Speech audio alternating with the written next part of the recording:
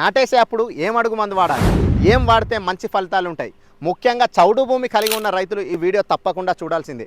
ఎందుకంటే మీరు వేసే 20-20-0-13లో సల్ఫైడ్ అనేది ఎక్కువగా ఉంటుంది. 13% ఇందులో సల్ఫైడ్ ఉంటుంది. ఈ సల్ఫైడ్ అనేది మనం నేలలో ఎక్కువగా వేయడం వలన పంట పోషకాలు తీసుకునే శక్తిని అనేది కోల్పోతుంది.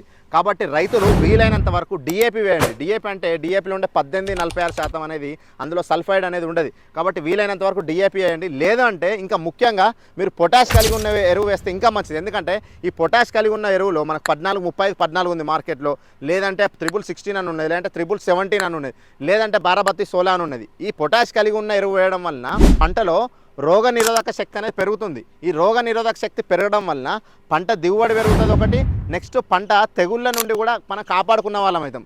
కాబట్టి వీలైనంత వరకు పొటాష్ కలిగి ఉన్న ఎరువు వేసి పంట దిగుబడి పెంచుకోవాలని రైతులకు నేను సూచిస్తున్నాను. అలాగే చౌడు భూమి ఉన్న రైతులు తప్పకుండా పొటాష్ కలిగి ఉన్న ఎరువులు వేయండి. ఈ 20-20-0-13ని వీలైనంత వరకు తగ్గించుకోండి. వెంటనే ఈ విషయాన్ని మన తోటి రైతులకు షేర్ చేయండి. ఇదివరకే మన ఛానల్ని ఫాలో అవ్వకపోతే వెంటనే మన సాయి రైతుబడి పేజీని ఫాలో అవ్వండి. Thank you for watching Sai Rythu Badi.